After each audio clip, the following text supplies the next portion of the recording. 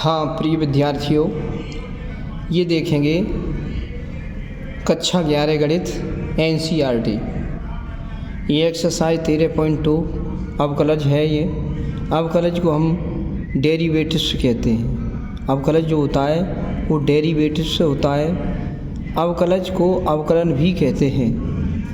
अवकलन हमारा ये क्या होता है, डिफरेंशिएशन। ये अवकलन है वो डिफरेंशिएशन है। अब आपका पहला क्या है, हमारा ये कोई सूत्र नहीं है, समझाने वाली बात है। अगर आप ये सूत्र याद कर लेंगे तो आपकी इंटर की जो इंटर मैथ है उसकी सेकंड बुक जो स्टार्ट होगी वो इसी से ही स्टार्ट होगी। अगर ये आप नहीं जानते हैं तो आप इंटर की सेकंड बुक को बिल्कुल नहीं कर पाएंगे। थोड़ा पीछे कर लेंगे जिसमें अवकलन नहीं लगता है। समाकलन सेकंड बुक में स्टार्ट है, इंटर की सेकंड बुक में। अगर आपको इंटर की सेकंड बुक तैयार करनी है तो आपको ये याद करना पड़ेगा। ऐसा तो नहीं है कि आप ये याद न करो और सेकंड बुक इंटर की चालू हो जाए। ये बच्चों की गलत सोच है कि कक्षा 11 का गणित पढ़ते नहीं है, 12 का चालू करते हैं। वो गलत है ये चीज़, क्योंकि ये मान लीजिए ये नर्सरी में आई जैसे याद नहीं करके आओगे तो कैसे किताब पढ़ लोगे। तो इंटर की आपकी सेकंड किताब चालू होने के लिए इसके बारे में ज्ञान बहुत ज़रूरी है।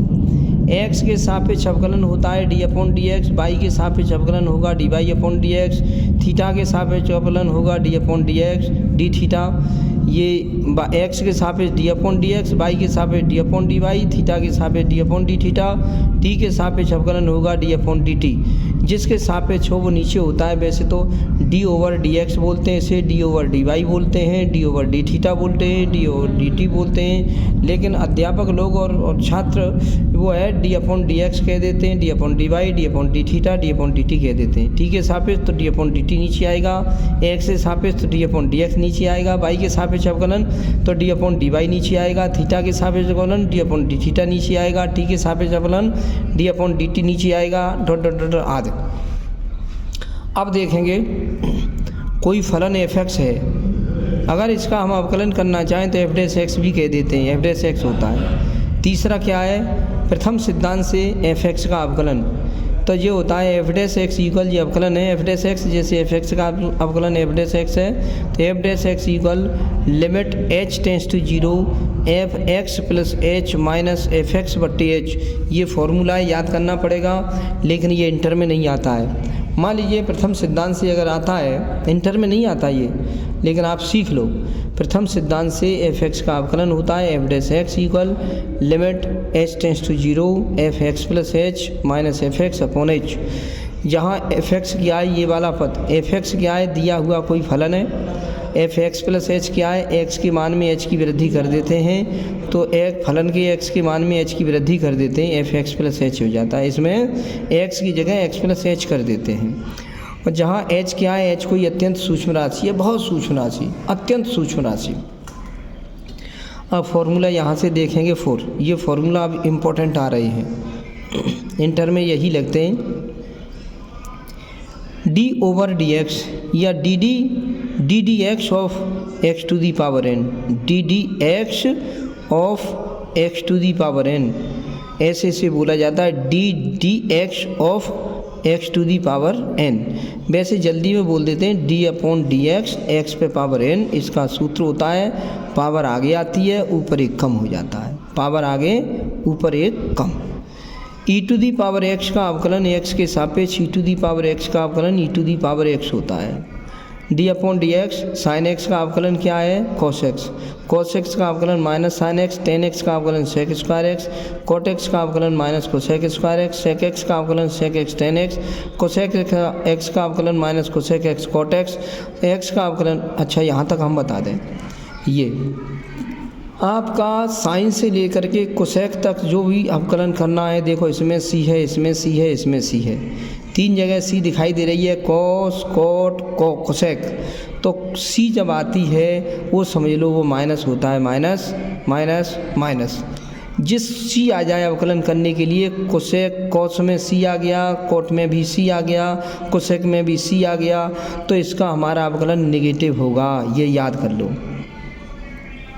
साइन एक्स का अवकलन कोस एक्स, ये बच्चों को याद नहीं होते हैं। साइन एक्स का अवकलन कोस एक्स, कोस एक्स का अवकलन minus sine x, tan x का होता है अवकलन sec square x, cot x का cosec square x minus cosec square x, sec x का sec x tan x, cosec x का minus cosec x cot x होता है। तो आप ये याद कर लो, ये बहुत इंपॉर्टेंट है। अब देखो क्या है, ये बच्चों को याद नहीं होते। तो एक सूत्र होता है टेन स्क्वायर है 1 plus tan square x equal sec square x, 1 plus cot square equal cosec square x, 1 plus tan square x equal sec square x, 1 plus cot square x equal cosec square x, ये होता है। तो ऐसे याद कर लो, ten x का सेक square x होता है, कोट एक्स का माइनस कोसेक स्क्वायर एक्स होता है। अब आप 4-5 दिन में इनको याद कर लेना, ओके। अब देखो D upon d x, x का अवकलन 1 होता है, लॉग एक्स जहाँ बेस ई लिखा है, लॉग एक्स जहाँ बेस ई लिखा है उसका अवकलन 1 अपॉन एक्स होता है। घबराना नहीं, धीरे धीरे याद कर लेना, चाहे 2-2 3-3 याद करना। और ये याद हो या न हो ये तो हम आपको समझाएंगे आगे, ये भी हम समझा देंगे। अच्छा, अब यहाँ पे आ गए इस जगह पे, ये देखेंगे, ये रहा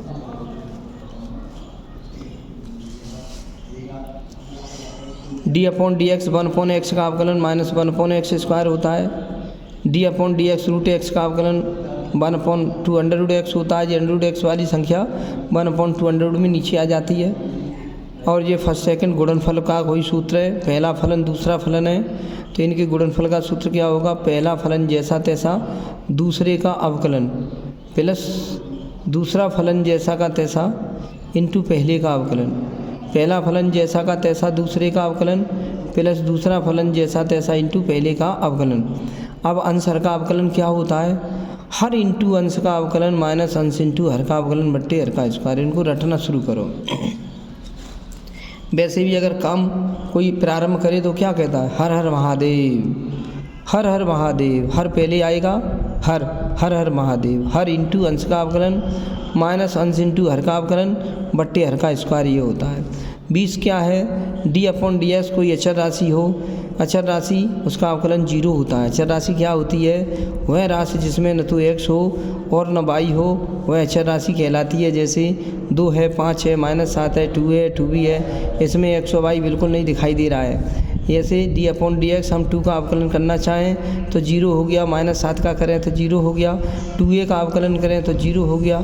और एक बात याद रखो, y का अवकलन x के सापेक्ष y का डी अपॉन डी एक्स आगे लगा देंगे तो dy अपॉन डी एक्स हो जाएगा। ये y का अवकलन क्या होता है, dy अपॉन डी एक्स। ऐसे याद करेंगे, इनको याद कर लो, चाहे आपको 6-7 दिन लग जाएं, लेकिन ये याद करो, इनके बिना इंटर का गणित सेकंड किताब चल नहीं पाएगी। ये बात हमेशा याद रखो, ओके। तो जल्दी से याद कर लो, फिर और आगे कार्य आपको बताएंगे, ओके।